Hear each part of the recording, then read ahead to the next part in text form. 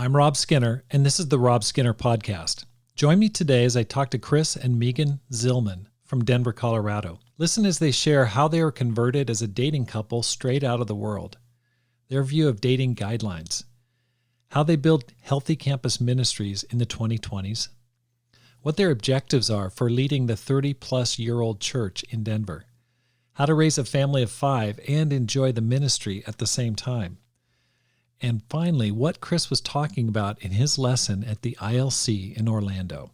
All this and more on the Rob Skinner Podcast.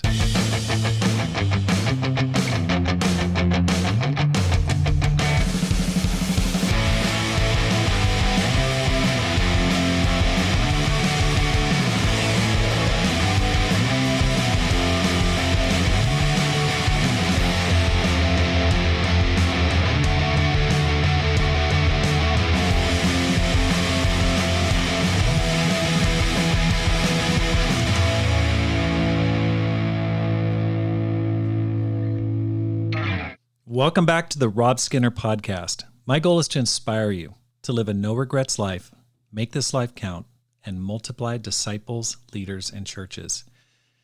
Thanks for listening. If you're enjoying the content, please support the Rob Skinner Podcast on Patreon at patreon.com/Rob Skinner. That's patreon.com/Rob Skinner. Thank you. It's been an amazing past 3 or 4 weeks being on campus at the University of Arizona nearly every day, reaching out to hundreds and thousands of people, along with some great people, both students and workers on campus, getting into Bible studies. We've got a big retreat up in Flagstaff this weekend where churches from Phoenix and Flagstaff were gathering here in Tucson, going up there, bringing our friends for a really impacting time. Kyle Plum, who's going to preach, and who did a podcast interview with me a few episodes ago, is going to be laying out. And we are so excited here in Tucson to be going up there to hear him, because we know God is going to change lives through the preaching of the word. So that's going to be awesome. But I'm also excited because today on my program, I've got Chris and Megan Zillman. Chris and Megan lead the church in Denver, Colorado. That church has been around a long time, late 80s. I'm going to guess probably 88, 89, something like that. I think it was started by Marty Wooten. And anyway, they've started leading that church, and I'm really excited about talking to them for a number of different reasons. One is they are absolute family people. And one of the most common questions that I get on the Rob Skinner podcast is, how do I do ministry and raise a family? Well, I don't think there's anyone better to talk to than a family who's doing a great job in the ministry and has 5 kids. That's a challenge. I haven't heard anything like that since Dave and Judy Weger, who had 5 kids. But they've got 5 kids, and they're doing an amazing job. Also, I'm really interested in talking a little bit about Chris's recent lesson at the ILC. I thought that was very intriguing and brought up a lot of questions in my mind. But it's going to be a great talk. Hope you're doing well as you go into this fall. I hope you're focused on making disciples and that you feel like you're giving your absolute best to making this life count. Chris and Megan, welcome to the program. Thank you. Thanks for having us. We both enjoyed the Generation X intro. That's there. When it came on, I was like, that's Gen X. Little grunge intro there. For sure. Is that you? All power chords. Oh man, thank you for, I wish that were me playing that. But I mean, that's the type of music I love, just power chords all the way. Grew up on classic rock, and I mean, that's just it. The Who, and oh my gosh. I won't say any more bands but anyway, now I just listen to Christian music. Okay. Wait, can I interject and say, maybe I shouldn't say this, but this is the first thing you need to know about us, okay? We don't listen to Christian music. Okay. All right. That's a confession. It's a confession. Slash at church. We listen at church. We worship at church. Of course. That's good to know. Well, how'd you guys become Christians? I'm going to let Megan became a Christian first. I'm going to let her answer. And it's my story's intimately tied to hers. Yes. Well, yeah. So we actually went to high school together. So we were dating. We were best friends at a certain point. I had a boyfriend who was close friends with Chris, and he had a girlfriend who was one of my best friends. So the 4 of us hung out all together. And then when those two went away to college, they both broke our hearts. And so we were left to pick up the broken pieces together. So we had been dating for maybe a year and a half, and I went to college. I grew up in a little farm town in Indiana, and so grew up going to church, grew up, being taught and believing that the Bible was God's word, that Jesus is who he said. So I'm super, super grateful for how I was raised. And my mom in particular did so much work to try to instill faith in my sister and I. But I went to an extremely liberal women's college in Massachusetts called Smith. And I remember going to see my pastor before I left, like, okay, should I do this? Shouldn't I do this? It was the first time I was going to be outside of an environment where everybody thought like I did. And people were, as a matter of fact, they were hostile to that kind of thinking. So I don't remember what he said, but I remember praying, God, help me find a group of Christian friends. So first week on campus, wouldn't you know it, someone runs up after me, invites me to church. I wasn't looking for a different church. But I asked, do you guys do Bible studies? And, here we are 27 years later. I was amazed because I saw women my age that didn't just believe that Jesus is, God's son and don't drink and don't smoke and don't have sex, but were actually striving to live like you saw in the Bible. So it was convicting. It was a wrestle for me though, because at a cost account, I knew if he was not on board with this, I knew my young faith wasn't going to be strong enough. I would have absolutely turned back. So that was kind of my side. I make a phone call. Hey, good news. Jesus. And then I'll let him pick up from there, from what you felt when you got that phone call. And so I'm a year older than Megan. So I was in my sophomore year of college at Indiana University. So we're 1,000 miles apart while a lot of this is happening. And it needed to happen like that. Thank you, God. That was God right there. Now I did not grow up religious. We went to high school together at a religious school because I'd grown up public schools my whole life, but I kind of fell in with not the best kids in the world, and my parents were getting worried, so they took me out of public school and put me into this private school, and that's where we met and became very close, and then started dating. And I went away to college first, so I was in my sophomore year, and she was deciding between Indiana University and Smith, and then she went to Smith, and she got met on campus like the first week that she was there, but I didn't really understand what was happening. Like when she first said that she was going to a Christian group, I was just like, yeah, okay. I mean, it's better than a sorority. Right. And so, right. And I wasn't religious. Like even though I was in this religious school, and I did have I would say I had a very honest relationship with God. I didn't pretend to be something I wasn't. I felt like at the best, I felt like the Bible might be true, but Christianity doesn't exist today. At least not what I understand about the Bible. And then she started studying the Bible in earnest over the course of a month and a half, but it really wasn't until the last week of her studying the Bible where I was clued into what was actually happening here. I think when she told me that our relationship was going to have to change, that's where things became very serious for me. And to Megan's credit, she was willing to put our relationship on the line. I mean, essentially, she was communicating, if this isn't something you want to do, then this isn't our relationship really doesn't have a future. And so I studied the Bible against my desires. Like I was basically under duress, studying the Bible in the beginning. But, I loved the Bible study part because it was honest. It was practical and it was honest. And that very much spoke to me. I would say I had more of a revolutionary spirit. Like I wanted to free Northern Ireland from the oppression of the UK when I was in college.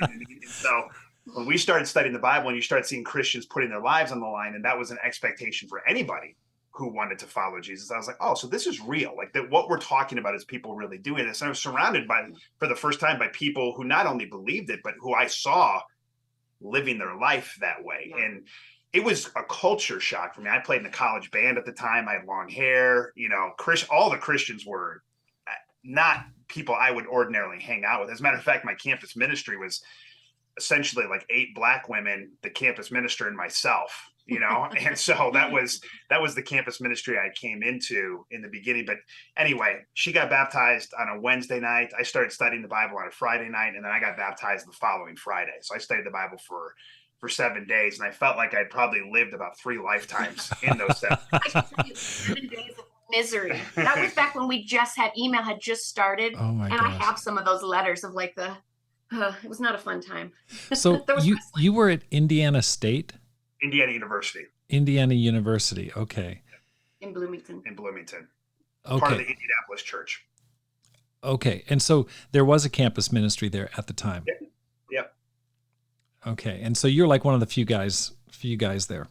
Yeah, it was me, and there was one other guy. He actually happened to play in the NFL, but I think he was not living much like a disciple at the moment I was studying the Bible. So Right. Okay. So that's a school famous for basketball, right? Bobby Knight. Is that the same one we're talking about? Okay. Yeah, Bobby Knight was still there when I got baptized. Okay. I'm actually studying the Bible with a guy from Bloomington, Illinois right now. Oh, you are? Okay. Yes. Yeah. But are you talking about Bloomington, Indiana? Okay. Different state. Sorry about that. So, okay. So I was in the process of transferring. I got baptized in October, and beginning of January, I was already on my way out to Massachusetts because I was transferring schools. Okay. But you can't go to Smith because that's a women's college. So what'd you decide to do? University of Massachusetts. In Amherst? Yep. Yes. They're close to each other, right? Yes. They're actually part of a consortium of schools. So. Okay. So you went to Amherst, and then tell us what happened from there. Like, how'd you guys get into the ministry? Talk a little bit about your track. Like, what'd you guys do? You guys ended up ministry. How?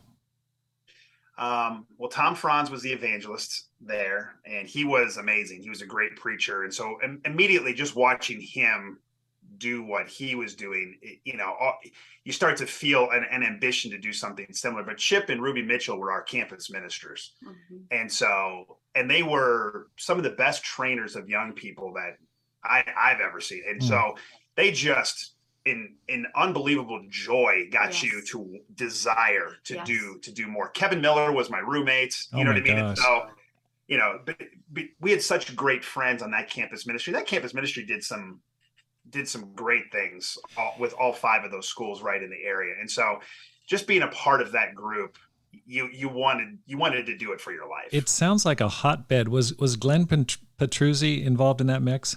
He was in New Hampshire. But we were friends. Like he would come down. In my graduating class, I had, I think, 8 people in my graduating class, and 6 of them went in the full-time ministry.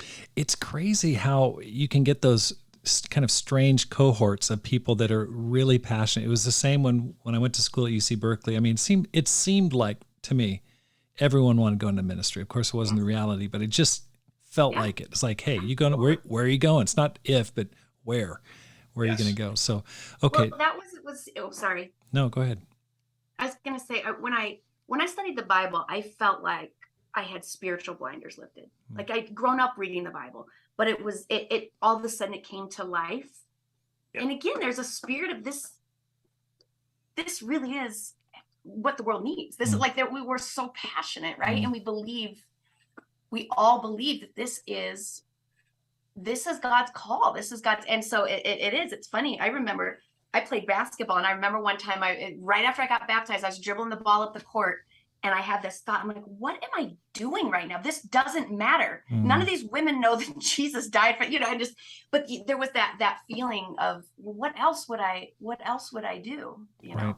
And now obviously there's many other things that I could have done. And we believe very much in people ministering in their jobs and in their careers and in their fields. But I just think God put it on our heart, and the soil was rich for us to believe, like, this is a great way to spend your life. And during that time, New England is sending out church plantings to Europe and Eastern Europe every 6 months, maybe even sometimes more than that. And so we applied for probably 8 or 9 mission teams while we were in college.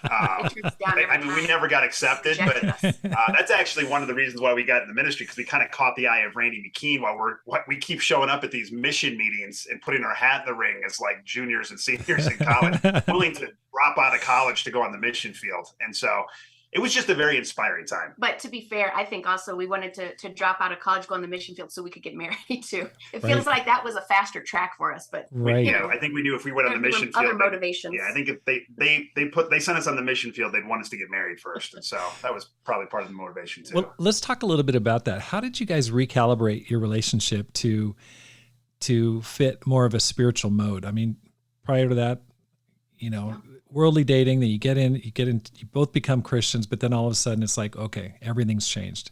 How did you make that transition? It was tortured. I mean, it was really difficult. I mean, if there was ever a time where I may have walked away, it would have been during that time. Yeah. Like, I think if both of us had been in a bad spot at the same time, it would have been tempting. But we got so much, during that time, there was so much what people would call rigidity today in the dating culture. To me, saved us. Wisdom. Right. Like we needed the wisdom. We didn't have it. Yeah, we weren't kingdom kids. So coming out of the world, I had instinctual like barbarity on my mind. Right. Sure. Like I would very easily go left when I should be going right. And so the number of people involved in our dating relationship and the input that was strong, but it was well thought out, and like we submitted to that. We submitted to it, and I'm grateful for the Mitchells and for all the people that were involved in our dating relationship early on. But it wasn't easy. Like it was hard. But as my friendships deepened in the kingdom, as I became like very close to Kevin Miller and John Hare and Christian Smith and Michael Kadinsky and these other people, I felt like the emotional entanglement that we had developed began to loosen, and those needs started to get met by these unbelievable friends of mine. Yeah. But that took, that was a year. It was pain. So the thing that I always tell women today, the fact that he used the word, he submitted to the, not only did we just ask people, hey, what do you think? Or I'm thinking about doing this. Right. Neither of us liked the advice, right? It was painful because we were having to pull apart. Our relationship was not where it should have been. We had to pull apart. So it was pain, and it was angst, and it was a lot of, I had to wrestle with God, which I'm grateful for. That pain taught me, it was foundational to helping me learn how to wrestle with God with honesty. But he, not only did he ask for the input and look, but he used the word, he submitted to it. He submitted himself to godly men that he could look at and trust. And was the things that they said every time, if we didn't do that, would it have broken us? No, but it developed a pattern of submitting ourselves to the godly men and women that were in our lives. And it brought such security. We just celebrated 24 years of marriage. And I tell that to women now. I'm so secure with him. Right. Because he continues that pattern that he set of submitting himself and our relationship and entrusting it to God through listening to the counsel of godly men. It created a foundation of security for me that continues now, because he still does it. Because 24 years, right? Right. We've had some disagreements. It reminds me of something that you shared at that ILC lesson in Orlando. You talked about how Megan got some advice from, not Marsha Lamb, who was it? Her daughter? Christy Lamb. Christy Lamb. Okay. Can you just kind of recap that real quick? I thought that was very interesting. Yeah, well, I think the advice, what I was speaking to specifically there was putting the relationship on the line when we were studying the Bible. Like that there had to be a willingness, as we understand when we study the Bible, to give up all things. Yeah. And this was the tangible thing, the immediate tangible thing that was obvious, because no one knew what I was going to do. Like everyone in Massachusetts, they didn't know me. I didn't know them. They had no idea what kind of wild card I was in this whole scenario. And, good. Yeah, I was just going to say, I remember her saying, give him a month, Megan. After a month, you're going to be able to see where he is. Is he trying? Is he setting his I'm going to strive to be this, or is he going to be indifferent? You'll be able to tell. But that having to count that cost. Again, I grew up so religious. I didn't understand really what it meant to count the cost, to sacrifice, to put, and I needed it. Again, it was foundational, not just for our relationship. It was foundational to my relationship with God. It made it real to me that, I do have to give up everything. I do have to be willing to put behind. So I'm super grateful. And again, it made it much easier that he was 1,000 miles away. Sure. And I don't think at all like our situation fits every situation, nor do I think that the advice that we were given necessarily is can be universally held, right. By everybody. But I do think that was a spiritual moment. Yeah. And I felt like when I look back, I needed strong people being strong with me because Yes. I was a maniac. You know what I mean? Like I Right. needed people who are willing to be that strong with me and have that type of risk of me walking away. Yes. And that changed my life. Yep. Well, there's certainly a move away from any kind of involvement in dating advice, spiritual dating, spiritual guidelines, spiritual input. There's a rejection of anything that could be construed as rigid or Old school. old school, anything like that. What would you say to a person who's really wrestling with that and going, do I really do I need this, or that maybe that's just too controlling? Yeah. I think my first input, my first questions with that always is, are the people that you're talking to spiritual? Mm. Like, are these Christians? Are these disciples? Do they have the Holy Spirit? Right. And if all those things are yes, then you can't do anything but consider what they're saying as being spiritual itself. Right. Like you always have to consider that what comes out of the mouth of another Christian could be the will of God. Mm-hmm. And so, rather than look at the advice in a vacuum, I think you have to look at it within a spiritual context, and it's different if you've got 6 people saying this thing and 6 people saying this other thing. You've got multiple spiritual people telling you the same thing. It's just folly not to see that this has got to be a spiritual force that's pushing you. It's also, I think of folly is the word I think of too, because what are you trying to build? Mm-hmm. I think the question always gets asked, well, this is not sin. We want to distill it down to sin or not sin. There's a passage where my brain left me, so I wherever it is, it's in the Bible. I know it's in the Bible. I think Paul is talking to Timothy, but he tells him, flee the evil desires of youth and pursue righteousness, love, integrity. I can't remember exactly, but I think sometimes when we're talking about dating and how do you build, all we focus on is the flee the evil desires. So, well, I'm not sleeping with them. So people will at least draw these lines and boxes. Right. But we don't always focus on that. So how do I pursue these things? How do I pursue wisdom in here? How do I pursue purity? Again, which I know is like a buzzword, but it's a good God word. How do we pursue these things rather than just avoid? And I think, again, sometimes in these discussions, it gets distilled down to, can I or can I? And other than that, I don't know, people put guard in. And I'm sure that will come up more as we talk through, because that's one of our main tenets in our discipleship. If we live guarded, we're in trouble in any area. If I'm trying to protect myself, he who builds a high gate invites destruction. Right. What's interesting about the time that we got the advice that we got, there would have been many places where the advice simply would have been for her to break up with me. Mm-hmm. Like that was the time frame that we were living in. And when I look back, I don't look back at that advice being rigid. I look at that as being, these people were willing to be flexible given the time that we were living in. So I don't think that that's not a part of this. Yeah. I think every relationship is different. Every situation is different. And those who are making decisions and giving input, they can't, I don't think they can be rigid. I think that they have to be willing to consider multiple avenues of solution and stuff like that. But that's when you're talking about the people who are giving the advice. Your question is when you're receiving the advice, how you should look at it. And that's more of what we're answering to. Right. When I was just graduated from Berkeley, I was dating a woman, and I was really crazy in love with this girl, and she was just, beautiful, and I was in love with her, and I was just about to ask her to marry me. And I started doing bad spiritually. And I remember, talking to people, and they're like, you should probably break up until you get back stronger spiritually. And I'm like, oh man.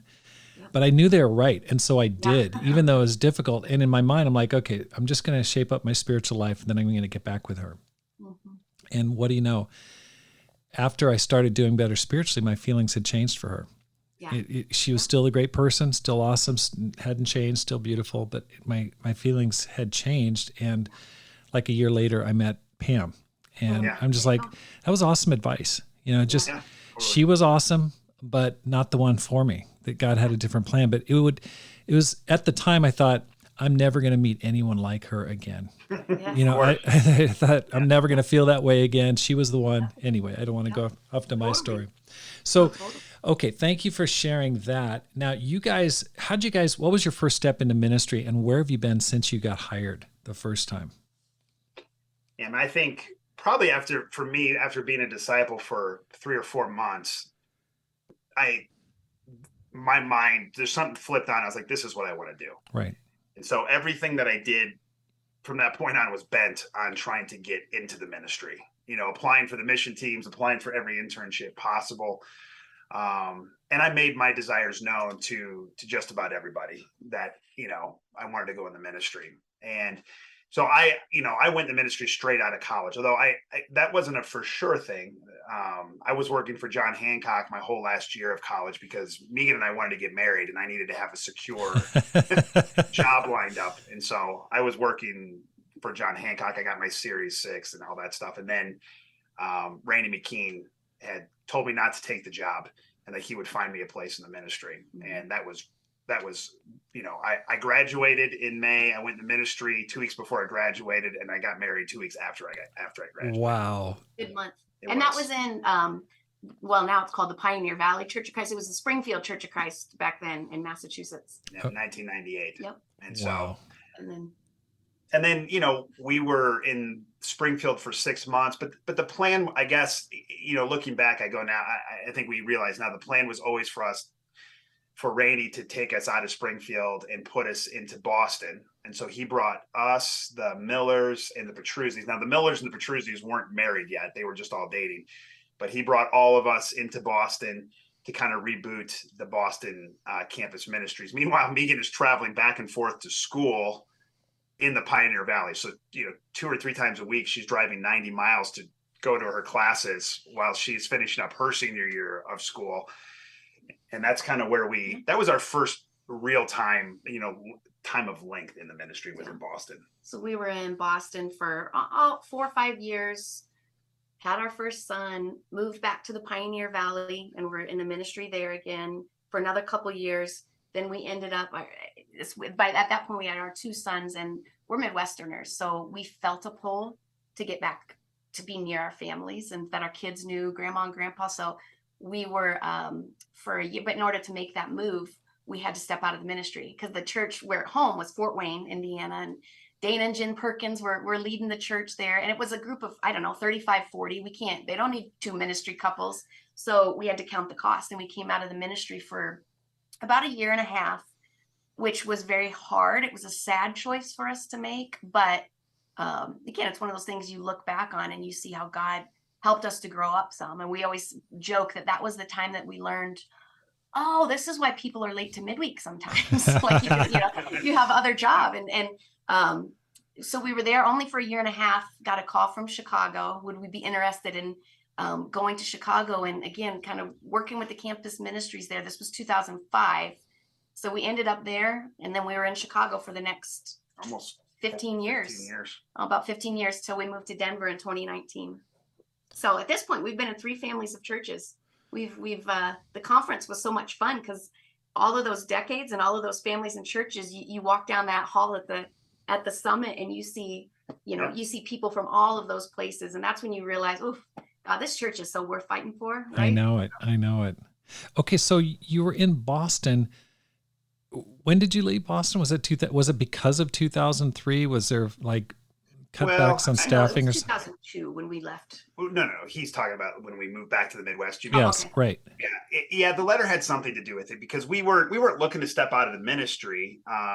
This is a longer story, but suffice it to say, 2003 really disrupted a lot in the Midwest. Right. And going into the ministry there, it didn't feel right at the time. Like everything was so unstable, and I've got 2 little kids. And so I just decided we decided that we go back to Fort Wayne, our hometown, and, I'll get my master's degree. We'll, maybe we'll just make a lot of money and put ourselves back in the ministry in Fort Wayne, Indiana, right. And so We hadn't gotten to the make a lot of money part. Yeah, we went down to one salary, but boy, oh boy, we learned about frugality. Yeah, frugality. Frugality. Thank you. We learned about frugality in that year and a half. Yeah. And then, and it was fun because our families were there, Yes, and so fun. it's kind of a dream come true to be living life with your families again. And when Chicago called, I kind of kept it secret for a little while because I was like, you can't be calling me. My wife cannot know that I'm even thinking about this. Yeah. But then, we ended up going back in the ministry in Chicago, leading a small church, DeKalb, with a campus. It's a campus ministry town. That's where, Northern Illinois University, Marty Fuqua started. And so, okay. Now, did AT start a church there in DeKalb, or is that someplace different? No, he was in Columbus. They started a church in Columbus, Ohio. Okay, got it. Okay. Yeah. Marty Fuqua started DeKalb. Okay.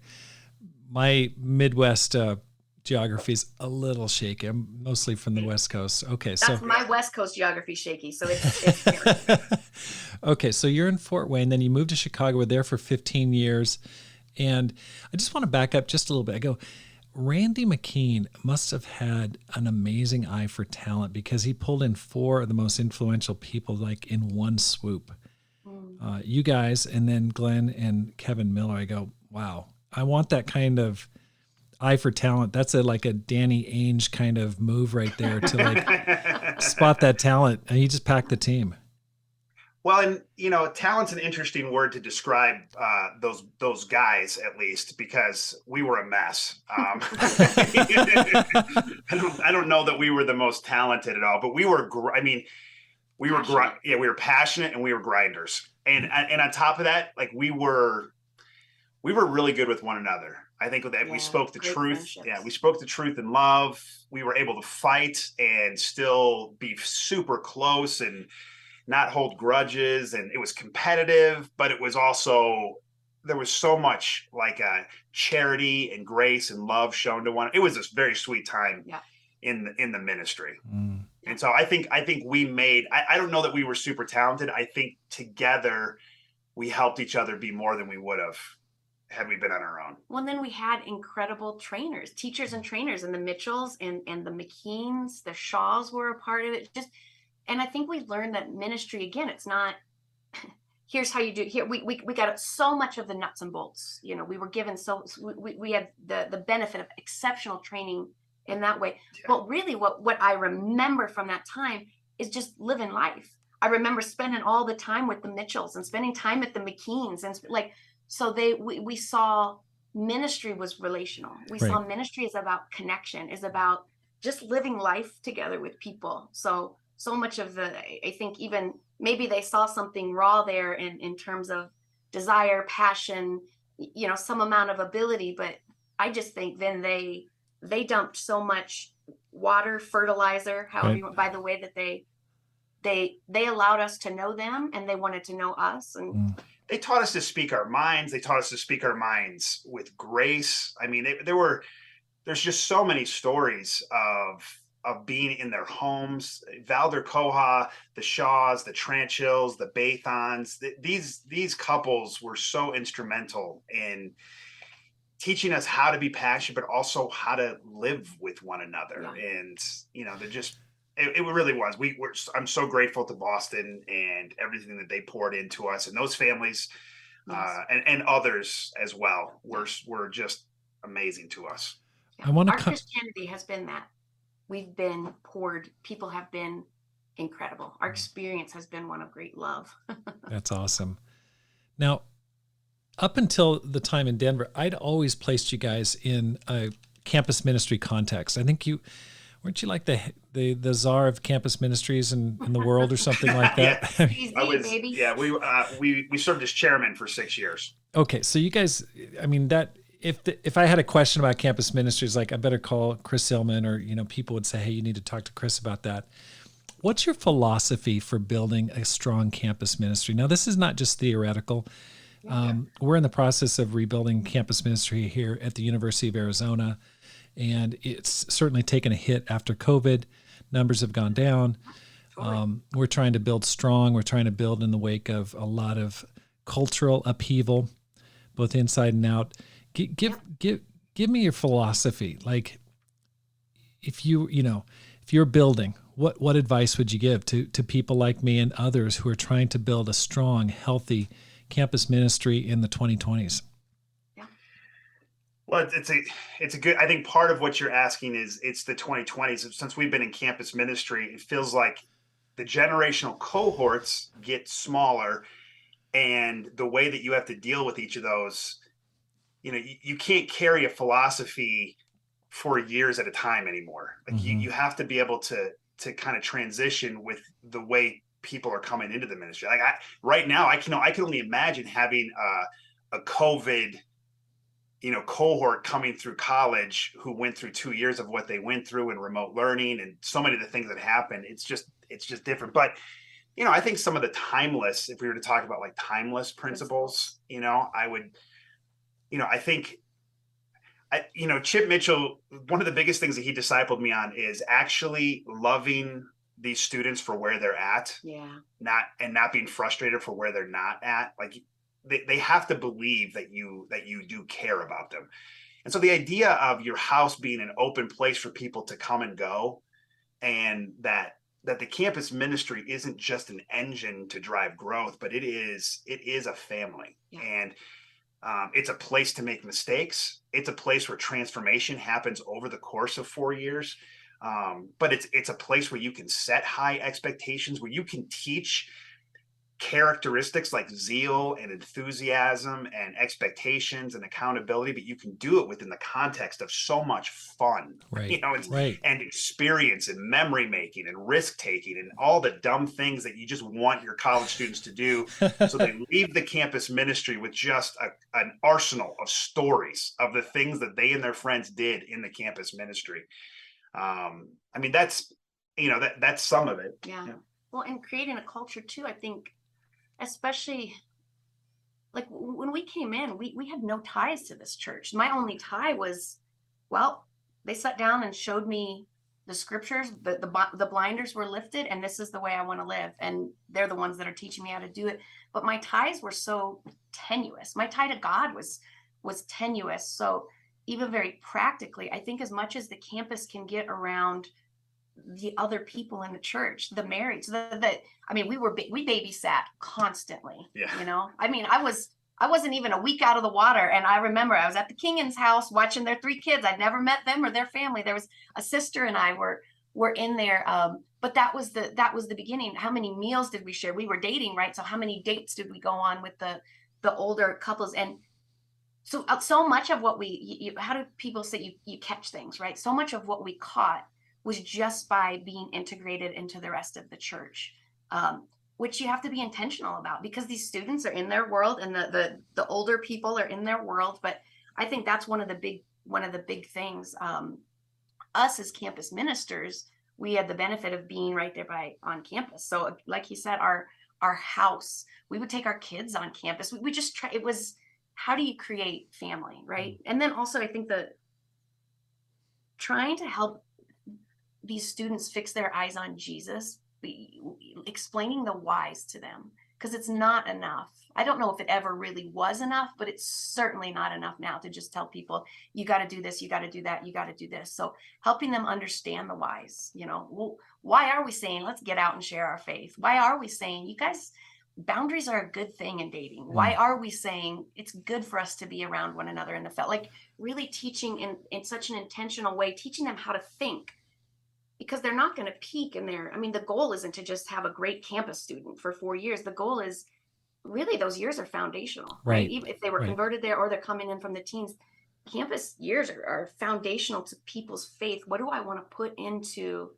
the foundations? And it's slow, it's long suffering, it's messy, but allowing campus to, sometimes the temptation can be, we just have to push.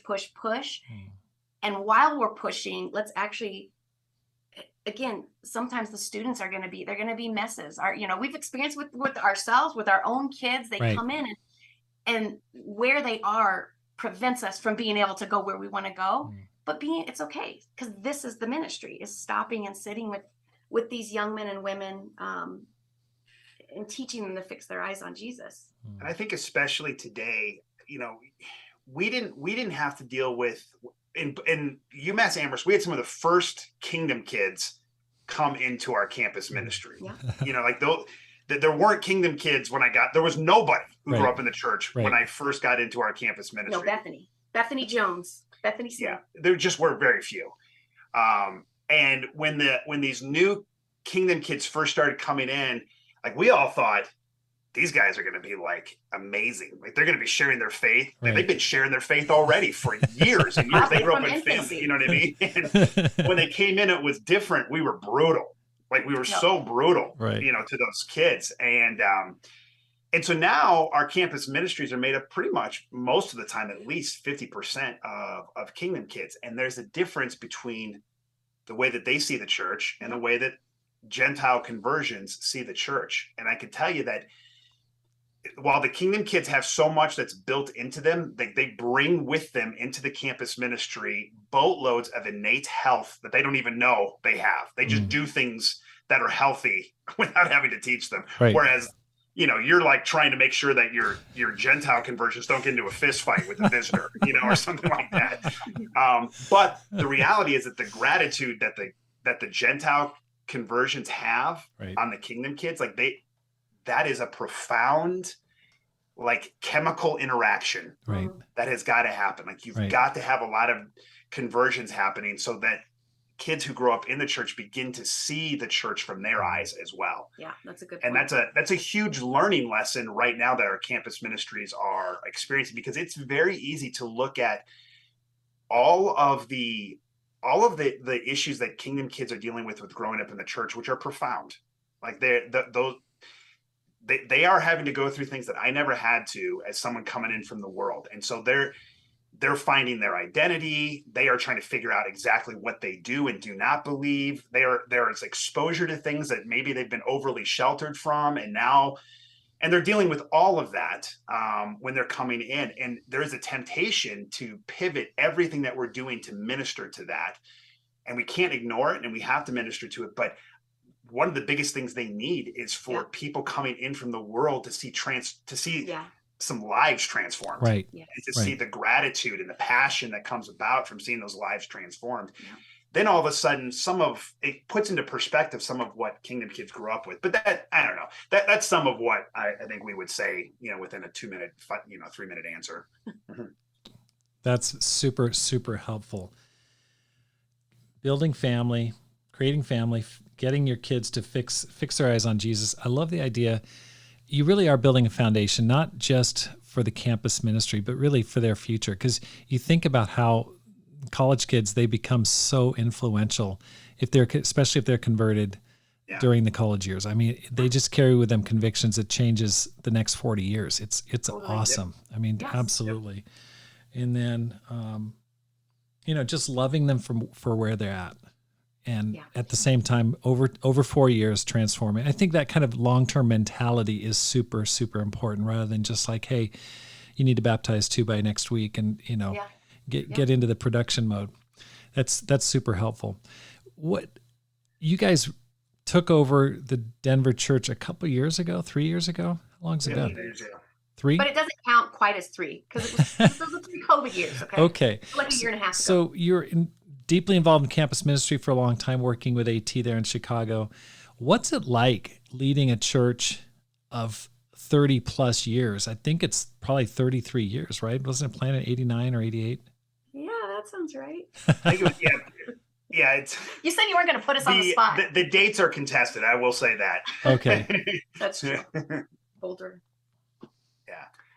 So what's it like coming into Denver, or what's it like leaving Chicago? Yeah, I mean, okay, it's a big shift. I mean, you're part of a staff for a long time, most of your career or all of your career. All of a sudden, you're the point person. Mm-hmm. You've got an entrenched church that's been there a long time. A lot of culture developed. I mean, there's a lot of deep-seated culture and habits that go into that. That's not an easy job, and it's a pretty big church. What, 500-600 people or something like that? Close to 800. Yeah. Okay, so. What was your plan? Did you have a plan coming in? Prayer and fasting. It's funny. I think actually it can be harmful to come in with this well-developed plan to a church that you don't know. with people that you don't know. I think originally our thinking, this comes from Chicago, to be honest, our experience in Chicago, because we really loved the Chicago church. We didn't have a huge desire to leave it all. I think this was part of God making sure that you're still willing to go anywhere and do anything, is you get these callings that you still have to be willing to do. But our time in Chicago, what we saw get built from the time that we got there in 2005, and 2005 is only 2 years removed from. It was a little rocky. It was chaos in some ways. Not a lot of trust at that point. You had a staff that was beleaguered, and you had personalities that were entrenched in, long conflicts that just were not getting resolved. And you had the underlying conversation that was taking place despite what was being said up front. All of that was Chicago when we first got there. Although the people there were great, it was tough. And it hurts. You just saw over the period of those 15 years, trust get built, not only in Chicago, but in the Midwest in general. And it became such a fun place to be in the ministry, to live life. And it has all the conflicts of a big city and a big church, and you never get away from that stuff. Never goes away. But I don't care how healthy the leadership is, that stuff's going to be there. But man, you just felt like you were doing ministry with best friends, with family. Mistakes were going to happen. Mistakes were going to be addressed, but it wasn't penal. It was great. Like we loved the trustworthy atmosphere that Chicago had built. And so I think in coming to Denver. Can I say something before you pivot to Denver? I do, like, AT and Marcy Arneson were masterful at creating a team. Because they lead the Chicago church, but I'll tell you what, they created a team, and they allowed everybody to weigh in. Well, let me not say but they were able to set things up in a way where you felt valued and you felt like what you were trying to do mattered. So again, over the course of the 15 years, and the eldership in Chicago is amazing. It was so relational. So again, if you do something relationally, it's going to go slower, right? It might not be the numbers that are just skyrocketing. You're like, wow, look at Chicago, but it's such a healthy environment was created because it was so relational. And so that's kind of been, you pick it up. That's then where we pivot to Denver. And even one of the reasons I think we felt maybe we can offer this piece to Denver of what we've seen relationally be created in Chicago in the Midwest. So we came in going, I think our first step is to let's create a high trust environment in this church and in the staff, between the eldership and the staff, between the membership and the leadership, and between members. That became primarily what we began focusing on. Yeah. And so I think, that, and, from an evangelistic perspective, I think we couch all of that in the idea of being a good neighbor. And so those two things, like building trust, be a good neighbor, were the messages from the beginning that were kind of our mantra. Even I'm pivoting back again to your original question. What's it like to lead a 30-year-old church? The Denver church is amazing. It's so, I always say this to people, it's so resource rich in all, I mean, in spiritual gifts, in maturity, in financial resources and time. We have 10 elders. 10 elders. 10 elders and their wives that are just such solid, mature Christians that influence. We can look to them and we can follow their example as they're following the example of Christ. And so there's so much about that it's such a rich church in that way. We have members that were evangelists for 25 years. Yes. And now they're leading, they're presidents of companies, and they're starting businesses, and it's amazing the level and the caliber of character. Yeah. And members that have just been, again, you've got a 30-year-old church. We've got members that have been, fighting the good fight for 40 years, 50 years, just entrenched. And so it's a gift and it's a blessing. And the challenge is it's way more easier. When my kids were 2, it's way more easier to shape and mold and influence than now our oldest is 20.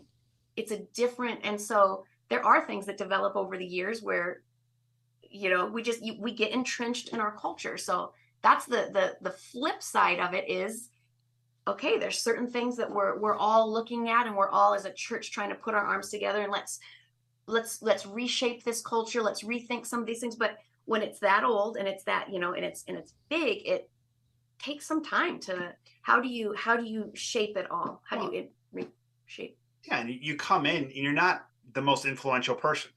Yeah. Like you land in a church like this that has that caliber of human beings that have been disciples for that long. Just because someone gave you a job doesn't make you influential at all. You have to earn the respect of, and that's part of it. I mean, that's what we have to do. That is the task that we have is, you have people that are willing to follow for a certain period of time because you're the leader. But over time, you have to actually, these people have to actually respect you. They have to actually want to follow you and to listen to you and to trust you. And with a group like this, that's as talented as it is, that's a bigger job than walking into a campus ministry with like 19-year-olds and 22-year-olds. Right. Okay. So let's drill down a little bit, because building trust, being a good neighbor, that's a little broad to me. Okay. So how did you build trust? You've got a very strong, experienced, seasoned elders and staff. You've got a lot of people that have been, literally hundreds of years represented as Christians in that group, plus people that aren't on staff that are been around for a long time. Yeah. Like what'd you do? What'd you do to build trust? What'd you do to be a good neighbor? I think first, this is going to be basic. You got to spend time with people. So for us coming in, that was our goal. We're going to sit down and we're going to spend time with people, and we can't live life with 800 members. Right. How can we have as many touches as we can with 800 members? But who are the people that so a consistent, like with our staff, with our eldership, we absolutely try to have a consistent, let's live life together. We're meeting all the time. We're connecting, we're talking. That's an obvious thing, but then conversations, like sometimes just things need to come up. People need to feel safe to express. Things need to be said that nobody wants to say, nobody wants to hear. But when it's down there, that has to happen. I think Chris does a very good job at, I don't know, emceeing isn't the word I want to say, but he does a good job of setting a stage so that people can feel like they have a place to talk, that the ugly thoughts that none of us are proud of, but we feel like that stuff can get out there. And then even some of those things they are relational. This person hurt this person, and this person hurt this person, and those have to be talked about. Those have to be. So I think a big part of it practically is trying to facilitate these conversations that need to be had actually being had over and over and over, as long as it needs to happen. So that was one of the big, I feel like for the first 2 years, that was a big piece of what it looked like practically. Well, I think too, like you have to categorize where you're doing this stuff. So you're building trust in the staff. That's one place where you do that. You're building trust with the eldership. That's one place you're doing that. You're building trust from a small group leader to the people in their group. And so you have a task with building trust that happens in different categories. And so, for instance, like with the staff, and the staff is a joy, but I will say this, my probably personality or my brand of leadership probably wasn't comfortable in the beginning. I would say that we bring to the table, what we can bring to the table is a ton of irreverence, a ton of mockery, and a back and forth interaction. That's how you build relationship in the Midwest. Yeah. And so coming into the staff, building trust looked like, okay, everybody's just got to let your guards down. When we come to staff meeting, we want there to be a ton of laughter. We want everyone to get more used to speaking your mind, and they're not being penalty for doing that. Right. And so that's in the staff. That's how you build trust. In the eldership, you do that in a different way. As you're with the small group leaders and you're helping them build trust with their membership, you're doing that in a certain way. And so you're categorizing the skill sets of building trust in these different arenas. And so when we say build trust, obviously we're speaking from a general perspective, but then moving forward and how you do that, you're doing that differently in these different arenas. Okay. Same thing with being a good neighbor. Obviously, when you talk about being a good neighbor with married people, you're giving practical input about, How about your neighbors? How about you have them, like, let's have a plan for having everybody in your neighborhood over for dinner. Let's get into the school system. Meetings. Yeah, go to the PTO, become a coach. Like, make your household the central house on the street, But then when you're talking about it with, teenagers, now you're talking about, hey, get to know the person who's sitting next to you in class, and so again, it's the same thing. You're carrying over the message to these different arenas, and you're giving slightly different practical input on how you do it. But the overall, picture in the end, right, is a church where when people walk in, they're not seeing a show, like they're not seeing something that feels spun. They're seeing relationships that have history, and that are happening in real time, and that, where there is genuine affection that looks authentic and feels authentic. When you come into a room, you can tell when that group is comfortable with one another and when it's not. And so we're trying to make it so that when people come into any room where there's disciples, man, it's a fun, high trust, authentic, candid, faithful, spiritual environment, all of that, And so anyway, that's what we were shooting for here in the beginning. One of the things that stood out to me, I think we visited Denver and we just had a little bit of time together, Chris, is your willingness to speak directly to people. And you mentioned this earlier in this conversation. And that's something that stood out to me as I talked to AT, is there's a seeming fearlessness in talking about stuff that's uncomfortable, confronting difficult situations and tackling situations that maybe other people would avoid. I may think about your situation. Okay, you've got a lot of really experienced people that have been in the ministry a lot longer than you, people with a long resume of spiritual achievement. And yet you seem more than willing, but almost eager to be able to confront in an honest way. Can you talk about how you develop that skill?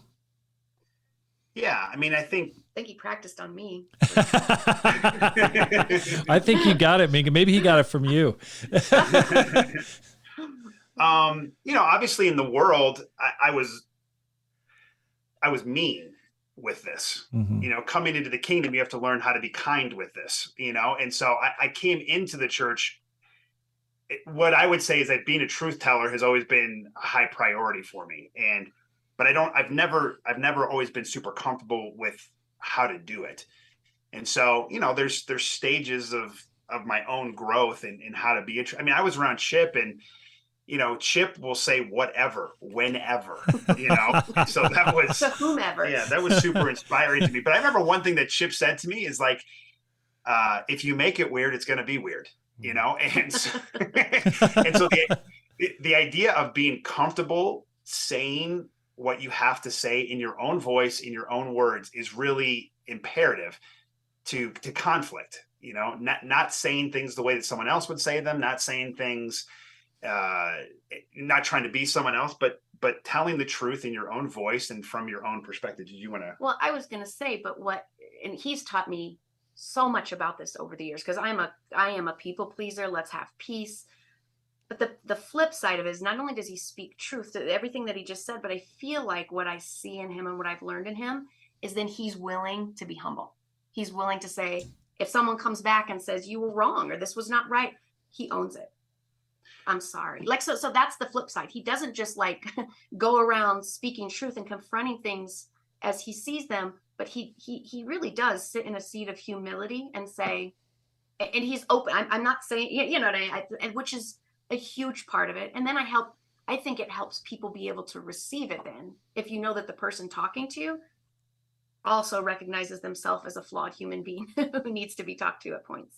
That's the flip side of all of this, is that that we live within a community where everyone has to forgive you. Right. So taking risks about being wrong and saying something, everyone's going to forgive you in the end. Right. You know what I mean? Like you have to be okay being wrong, I guess. Okay. So you came in, the church was 800 when you walked into it. What are your goals for the church? Like, that church has been there a long time. I would guess it's probably been around that size for a couple decades. What do you do? Like, what kind of target do you set? Well, first, it's not been that size for a couple of decades. I would say that the church has grown substantially in the last 10 years. Okay. And so before I got there, they went through a lot of growth before I was there. And so I would say that side of things, they're used to seeing growth. They kind of understand the work that it takes to do that. And so in many ways, we've inherited a group of people that value that. Okay. And that care about that. I'll be honest with you, Rob, when it comes to like growth goals, here's the way that I would look at it. We need our church not to die out. Like, we need to be here for generations to come. The idea is that we are going to be able to preach God's word for generations. That's how I look at this. And so in order to do that, from my perspective, we've got to have a thriving youth and family ministry, campus ministry, and a young professionals ministry. This is the point of people's lives where they are the most open to ideological change, to paradigm alteration, to challenging what they're thinking. So these ministries in particular have to be growing. The church will die if we do not have a huge infusion of youth constantly coming into the church. And so to me personally, like, my goal is to have a high growth campus ministry where a youth and family ministry where we are reaching families, and where teens and children are, from Kids Kingdom all the way up to the youth, all the way up to the teen ministry. The faith is being instilled upon them, where they're either being converted there or later in the campus ministry or young professionals. And then a young professionals ministry that is taking advantage of the fact that we're a growth city where a lot of young people are moving into. Right. If 90% of our growth comes from that, I'm content, as long as our older ministry, our Mary's ministry, that they are supporters and they're cheerleaders for what's happening in the youth. And as long as they themselves are working hard at becoming anchors, absolute anchors within their community. Like, their neighborhood knows who they are. The teachers at the school know the family. The local business people know who you are over the period of years. Mm-hmm. I believe that mentality of being a light in your community and knowing people, serving there, that you're going to have a different type of slower growth come from that as well. And so those two things are, if you're asking about goals as far as like what we're trying to build, that would be it. When it's not what Chris just said, it's not super quantifiable, right? Which we have many discussions about. And even some of our members ask, well, what's our, because oftentimes we're used to the quantifiable goals. So I think what we're really trying to build is something. What does the Denver Church of Christ feel like? What does it feel like when you're a part of it? What does it feel like when you're not a part of it, but come experience it? And that, I would envision, that's going to be another five years of developing. And so sometimes I say, I think that the Denver church is getting maybe holistically healthier. It starts to feel, there's certain changes that you start to feel, and that I notice being here, but it might be a while before anybody else looking at Denver from the outside says, oh, look, Denver's growing as we talk about it. Do you know what I mean? It's a slow, we want to build relationally. Well, and whether it's slow or fast, we don't have we have limited control over that. The one thing that we can control is sharing our faith, for sure. Yeah. I want to have an evangelistic group. Yeah. Where we're setting goals for evangelism is normal. It's healthy. It's accepted. There's a thrill to that idea. We can control knowing how to study the Bible with people, and we can control engaging with people. When people come to church and engaging in our environment, like trying our best to move people a step closer to, whether that's coming to church, whether that's getting into the Bible, or whether that's actually making Jesus the Lord of your life, that we're intentionally trying with our lives to move people in that direction. That's always going to happen faster in the youth. And there's inspiration and beauty to that. And I think there's design to that, honestly, from a spiritual perspective. Right. But we need to be an evangelistic, preaching the word church. And then what God does with that, we got to be ready to take hold of it. I've never heard someone set a goal for our church to not die out. First time ever. I like that. Just set that bar a little low and then move up from there. That's awesome. But I hear what you're saying. You're saying you're focusing on the process. You want to have a strong youth culture, and that's going to be the fountain of your growth going forward. And you want to have a strong, healthy core, while at the same time honoring and establishing the older members so they feel like a part of it. They're both supporters as well as pillars of their community. Yeah. Yeah. And then, of course, from a staff perspective, like we have goals, like we have dreams Right. for where we want the church to go. And some of those dreams are numerical, but to me, those are not the things that we talk about always publicly with Right. the membership. Sure. That's not a burden that everybody has to carry. Right. Okay. Let's talk about that, because you've talked about building trust, being a good neighbor, spending time with people. At the same time, you guys have a big family. Okay, 5 kids. I know of just like one other couple that has 5 kids. It's a lot of kids. How do you make time for your family? And again, this is a big question that people have, is like, if you want to have a family, how do you do ministry at the same time? We kicked 2 of them out of the house, so we're down to 3. So there you go. Okay. Yeah, but I would say ministry is, it's a blessing to have a large family, to have any family. The ministry is a blessed. I feel so lucky to be in the ministry and have my family, because so much of, as long as you don't try and compartmentalize ministry and family, when you look at it as something that overlaps, every single day, it's great. So like my son has a soccer game. Okay. I have the opportunity to create a schedule where I can go to that soccer game. However, I'm not just going to a soccer game. Right. I'm going to an evangelistic event. Right. Exactly. Like, this is going to be a time for me to get to know the other parents, for them to get to see what we're all about. We'll bring our little kids there. My little kids will get to know some other little kids there. And, before you know it, there's another play date, and this is another family that we get to know. And so, evangelism was a bit of a grind before we had kids. Once we had kids, evangelism became the most natural part of our lives. And so every time we go to the school, every time I walk my kids to school, this becomes an opportunity to be a fisher of men. Right. And I think if you can look at ministry that way, is that it's an overlap of family and responsibility. Not only does ministry become more fun, but you start to notice all of the touch points you get with your family because they're coming along with you for this adventure. Yeah. Yeah. I think the other thing too, we try to be just unguarded in how we live as people, as disciples, as ministers, as parents, as in our relationship. We want people to know us. We want people to know our family. And that comes with the good, the bad, the ugly.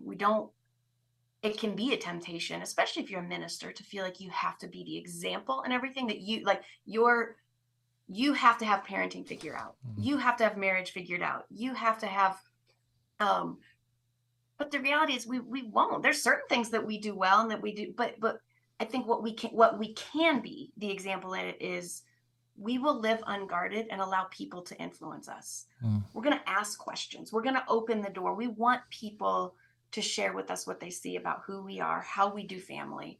Todd and Cheryl Fink discipled us in Chicago for 12 years, and forever we're different because of them, because they knew our family. They watched us, as we were parents. They knew our marriage. They knew our ministry, and they would advise us. They would show us. They would say, you guys probably need to correct some things over here, or you're out of balance over here. So we had spiritual men and women that we opened up our lives to, and we entrusted who we were, and we listened to what they said. And I think that helped us learn. Again, some of this is not super practical in terms of, and they told us this and we did that, and they told us that, but and trusting that, I think God used them then to help us learn some of these balance pieces. Sometimes I get concerned because I can feel people, especially younger people maybe, are trying to protect themselves and their families, even ministers, almost from the church, or from the commitment, or from And I think we're afraid. I get it. We don't want to repeat some of the mistakes of our past, but if I'm setting up boundaries out of fear, that's never going to be good. Right. Let me set up healthy boundaries out of love, but not out of fear. So even that, if that's one of the things I would say to young ministers, especially young moms. I talk to a lot of young moms because they get this question, how do you do it?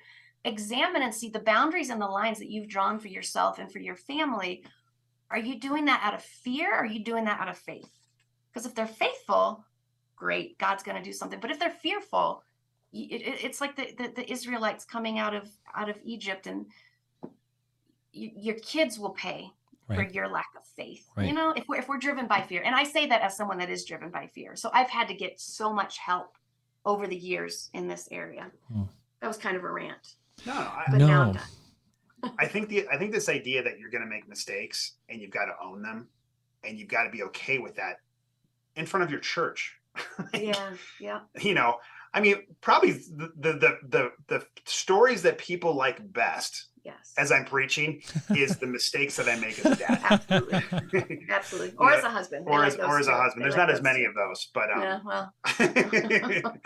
But the idea of just being okay that, hey, just because I'm a minister, I'm not perfect, and I'm going to be transparent and open about that. Yeah. And and listen, if you're in the ministry, you have the opportunity to get the best mentorship and input about your marriage and about your kids. Protecting if you want it. If you're going to be dead honest about it. If you're going to be if you're not going to version to everybody aspects of your life, but if you're going to be just fully transparent, you have the ability to get some of the most profoundly wise input on a regular basis from people in your life. Right. But if you protect yourself, then you're going to get discipled in messed up ways, because you're going to get discipled on the version you give to them, which may not be the truth. Exactly. I mean, that's one thing. I was so attracted to the ministry initially, and still am, is it gives you so much control over your time. I mean, you're the boss of your own time. Yep. And of course, Jesus, you know, he's the Lord, but it gives you the ability to work in with your kids. I think about Dave Wigg. I remember a class he taught decades ago, and he said the afternoons when his boys would come home, he'd go out in the back, the driveway and play basketball. Yeah. And I just copied that. And when my boys would come home from Japanese school, we'd go out and play. We'd go out and play baseball. Yep. And I mean, that's the blessing of the ministry, is like your schedule it doesn't seem to end sometimes because it goes into the evening, and it's hard to kind of say it starts here and ends here, but the control, the ability to find time, it's there. I mean, in abundance, way more than people that have a high pressure job and they've got to commute from this time to that time. Absolutely. It's huge. And if a person can really grab hold of that, they'll run toward the ministry if they value their time. And I certainly do. And I bet you do as well. Yeah. Let's shift gears here. Chris, your sermon at the ILC was strongly worded. I mean, it was it was more of an address. I'd call it an address, not like a sermon, because interestingly, as I looked at it, it looked like you typed it up word for word.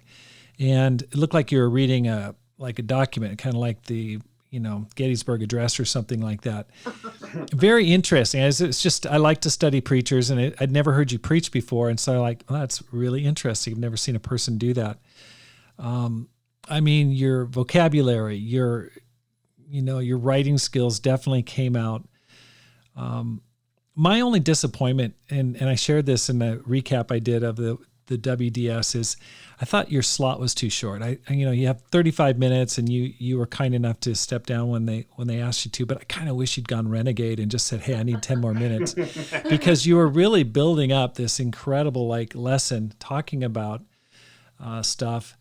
And then I'm like, you just left me on a cliffhanger. I thought, okay, we need the sequel. We need part 2 here. It's almost like wait for next season. I'm like, no. Leave you wanting more. So, I mean, don't get me wrong, great lesson. But who were you talking about, and what were the issues that you were addressing and that you're seeing in our churches? I really want to know. And I told my listeners, I said, we're going to get Chris here and we're going to talk about this. So I think there's a lot of people besides me that would like to know more about what you were talking about there. Sure. I think Well, thank you for the kind words. First of all, I will say this is how I typically preach. I do a ton of writing when I speak, because I speak often from my notes, and I like saying things exactly the way that I want them to be stated. So saying things the right way is important, to me. We were doing the entire conference out of the book of Colossians. And what's interesting is that everybody was given a topic and a sermon title except for me. And so in the end, they wanted me to just to choose something, and which is a nerve-wracking thing in its own way, because then everything that you say is completely from your own. You have to own it. I'm completely responsible for why what was said in that moment. Megan and I were talking earlier today, and she you said something like speaking towards patterns, not necessarily. You're speaking towards patterns. So when you ask who I was talking to, first of all, I'm talking to decision makers and people who make decisions for other people. They're sitting in the room, they represent a group of people, and either when they plan out their church schedule, or they're in a delegates meeting, or they are in an elders meeting, they are speaking consistently for other people. So that's who I'm talking to. That's who's in the room. That's the ILC. But what I'm speaking to is probably it's probably better to say that I'm speaking towards patterns that we're starting to see, in our churches, and three, especially ministers, and three in particular. The first one has to do, and we've already touched upon this a little bit, is that a lack of transparency creates bad judgment in what ministers decide to focus on, what they decide to care about, and what they surround themselves with. And so when you guard your life, and again, this is a pattern that I see, ministers we've had so many ministers that have been suddenly fired or that have suddenly quit, and Paul David Tripp wrote a book called The Dangerous Calling, where he diagnoses this, and he says, he goes, what I'm seeing, and he's a counselor to ministers. He goes, what I'm seeing is that you have ministers that are marginalizing the people that they need to be transparent with. And over time, either those people get so sick of that they fire the minister, or the minister is undergoing such pressure from trying to keep up appearances that they quit. Wow. So they're either suddenly fired or quit. And there is a pattern of that I have seen in our American churches for certain. I'm not going to name places or names. Sure. It's not fair. No. But so that I'm speaking to that pattern, this not being transparent, and how it affects our judgment. It affects what we decide to focus on in the church. It often determines what we start caring about, and so all of that. So I'm speaking to that pattern in the sermon, for number one. Number two is we're having an almost narrative about the youth, that we are leaving the youth behind in our church. And I'm going to say, number one, I categorically disagree with that. As someone that has been working with the campus ministry for the last 25 years, we are not doing a bad job converting the youth. The youth are as interested in Jesus and in the big questions of life as they were when I was a campus student. I'm not seeing a decline in interest in these issues. Furthermore, if our conversions are going down in the last couple of years, it's an aberration based on COVID, in my opinion. But up until that point, our conversions are fairly strong. We'll say there's always things that we could be doing better. I think what we're struggling with is that we're losing our kingdom kids, which is a much different problem than us not being able to win the youth over in the world. And the fact that we're losing our kingdom kids is a genuine problem. It's one that we have to figure out, but it's not the same thing as like we're losing the youth in this world. But those two things are being conflated. The idea that we can't figure out how to hold on to our kingdom kids and converting people out of the world, it's not the same problem, and it's not the same issue. Mm-hmm. But when they get conflated, we start pivoting all of our attention towards kind of a more of an insular diagnosis of how we should do church. And we stop focusing on the mission. Right. And in some cases, the mission is maybe the cough syrup that we need for some of these problems. I'm not saying for all of them at all. Right. but you have people, especially decision makers, whose own kids are not doing well, and these are people who have bled and who have sweat for this church, and who may have even thought that after doing that, it would mean that their own children would pick up the torch after them, and they're not. And that is a dizzying, painful, wretched, horrible thing to have to go through. But it doesn't mean that everything that we're doing with the youth is wrong, but it's sometimes I'm seeing a pattern of things getting painted that way. And so I was diagnosing that. And then the last thing has to do with, what we're allowing our minds and our thinking to be affected by in the media world. Mm-hmm. And the fact that there's too many ministers that are downplaying, like with their own church, they will say, you have to guard your hearts and your minds from the impact of talking heads, the news, social media, entertainment, all of that. But then I'm seeing a pattern of us getting caught up in the world. Like it can almost seem like Jesus is a pat answer to the solutions of the world, and we're getting so caught up with ideologies and philosophies of how to fix our own church, which just seems crazy to me. But it's also, to me, representative of the fact that people are surrounding themselves by non-spiritual ideologues that are impacting their own decision making and their own focus for what they're doing with churches. So those were the three things I was primarily addressing. That's great. That really clarifies things for me. You mentioned an illustration from the Boston Marathon bombing. Yes. Can you recap that? Yeah. So there was a study that was being done. I don't know how long it was being done, but it was coming to a conclusion in 2013. And basically they were studying overall mental health and what creates poor mental health and what are some of the trends and patterns in that. Right as they were about to bring this study to publication, the Boston bombing happened. Now I forget, it might've been under Brown. I don't quote me. I can't remember which university this study was coming out of. It might've been a consortium of them, but they paused the publication because this bombing was taking place in their own backyard. And this was an opportunity to see how a traumatic event affects mental health. And so they went back and re-interviewed all the people that they had interviewed for their study to find out how the bombing had affected those people. Some of those people were intimately connected to others that had been a part of the bombing. Some of them were in the race themselves or near the bombing. And so they were trying to figure out, how could we help people who are closely related to a traumatic event in the future? But something stood out to them in the midst of it is that there was another group that was more deeply affected even than the people who are intimately connected to the bombing. And they were trying to figure out why this particular group was more affected. It had to do with the fact that this was a group of people that were watching 6 hours or more of social media about the event. And so while they were pretty far removed from the event itself, the fact that they were intimately connected to social media was creating a trauma type level impact on their own mental health. And so that's what the study was basically.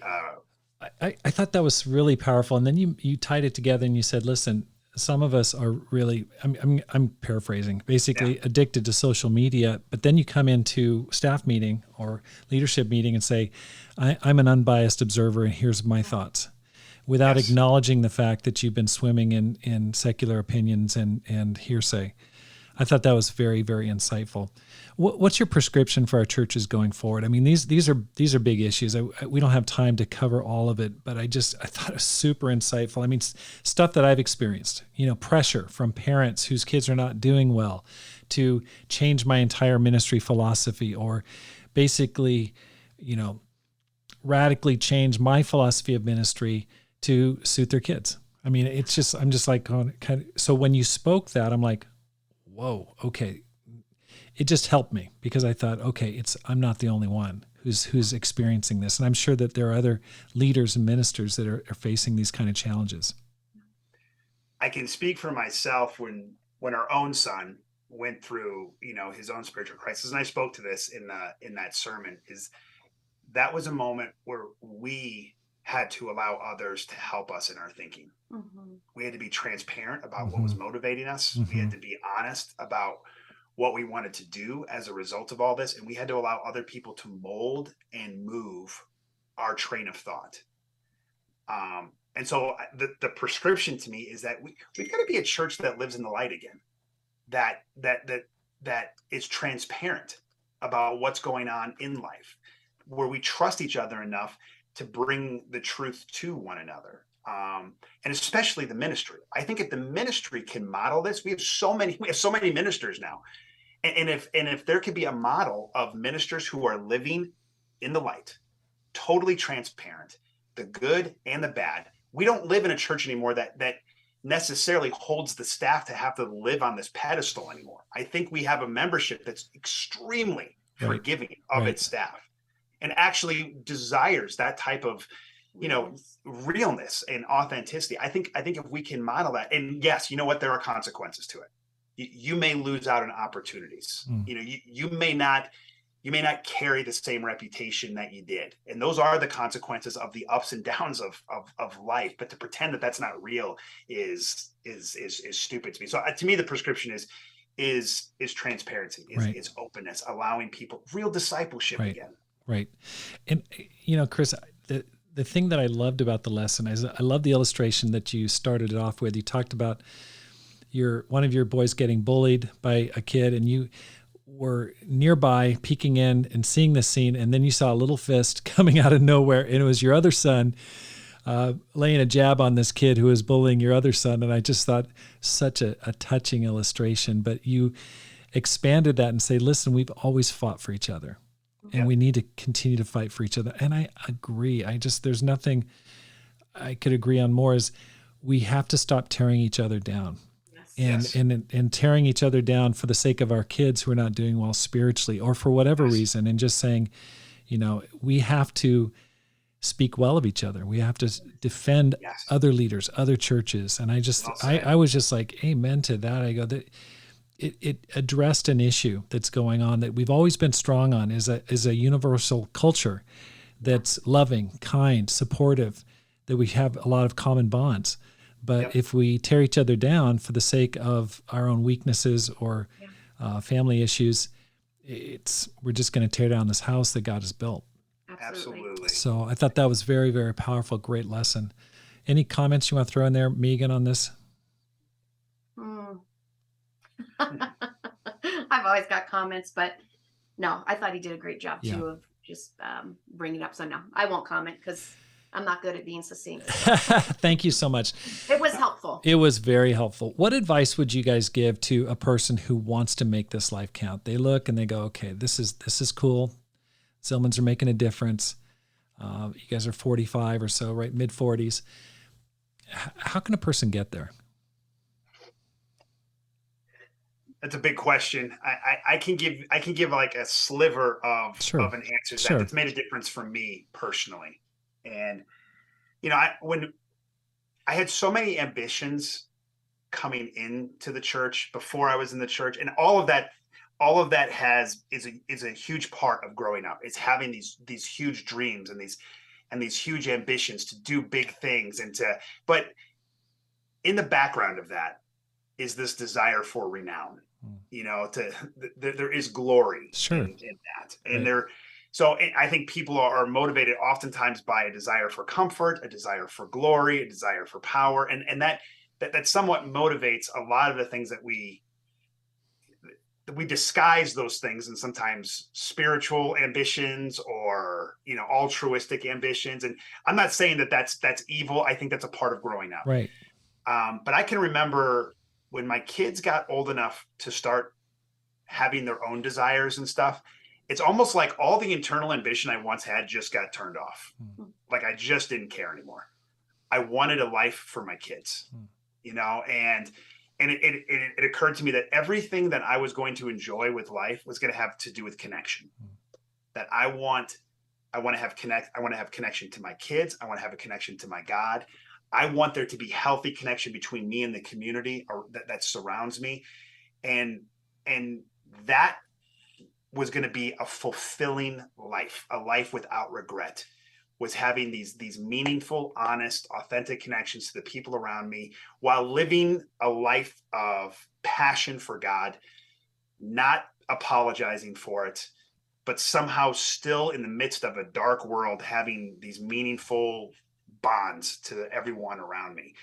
And I think, again, that comes through transparency, not trying to be something you're not, learning to be comfortable in your own skin, and loving the people around you. Like, we've got so many great people in this church that will walk through fire for us. And that has to be privileged and valued above all these other kind of superfluous, right.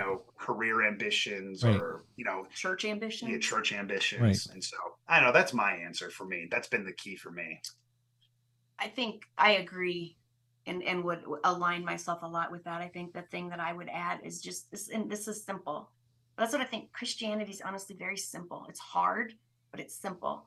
So just fixing our eyes on Jesus, that's the answer, that he is the answer. I think it's messy. This is so much messier than I thought it was going to be. When I said Jesus is Lord at 18 years old, this is way messier than I thought. The church is way messier. My family is way messier. I am way messier than I ever thought it was going to be. But that's it. Like, Jesus is okay with that. He comes into our mess with us and he grabs us by the hand and he's like, yeah, this is life. This is why I'm doing it. But he's so long suffering. And I think fighting, wrestling, doing everything I can to hold on to that. There's a, Eugene Peterson has a book called a Long Obedience in the Same Direction. I love that phrase. That's what this life is. It's a long obedience in the same direction. And if I can just, again, keep my eyes fixed on Jesus, and like Chris said, understand this really is about connection. This is the point. This is the goal, is these connections. It's going to be messy. It's going to be ugly. You're going to want to give up, but don't. Right. One time, Bethany Smith said to me, as a young Christian, she's like, Megan, God doesn't want you to be perfect. He wants you to be faithful. And it was a game changer for me, because I cannot be perfect, but I can be faithful. I can keep fighting, even if when I don't want to, even if the fight is ugly and I'm mad and at, God, at the people around me, I can keep fighting. So that's kind of how I think through. It's going to be messy. That's awesome. Okay with it. I love what you're saying there about, like, I think we start off with personal ambition, desire for glory, fame. I mean, there's, that's the study of humanity. And I just read this quote from Nicholas von Zinzendorf. He was a leader of the Moravian movement, like early missionaries, inspired John Wesley. And he was born wealthy, but he gave all that up to preach to the Indians and send missionaries all over the place. And this is one of his quotes: "Preach the gospel, die, and be forgotten." That's so good. Yes. Preach That's the gospel, so die, and be forgotten. And, I had to write that. I got my 3x5 card here. Good. That is great. Because it's so challenging to my pride. I mean, I just go, that's so hard. This is an aspiration, Yes. I like to preach the gospel, but to be forgotten, I just go, that's tough on my flesh. I go, no, but I love his attitude. But what do you know? This guy's not forgotten. We're still talking about it. So there's a Henry Nouwen quote. He says in a book called In His Name, I think it's called, he says that the Christian leader for the 21st century needs to be willing to be irrelevant. I know it's really tough, very, very tough, especially for people that like to be up in front leading, that kind of stuff. Totally. So it's super challenging, but thank you so much for your time, you guys. And I really appreciate your candidness and sharing your lives. You're such great examples in so many different areas. And it's a pleasure personally to get to know you a little bit better, because our paths really haven't crossed much. And so I appreciate your making the time and sharing your life. And I just want to wish you all the best there in that great church in Denver. Thank you. Thank you, Rob. We appreciate it. And you in Tucson. Yes, you in Tucson. Thank you. Thank you so much for joining the Rob Skinner podcast. If you're enjoying this podcast, please hit the subscribe button and let your friends know about it and how to find it. Because my goal is to inspire you to make this life count, live a no regrets life, and multiply disciples, leaders, and churches. Have a great day and make this life count.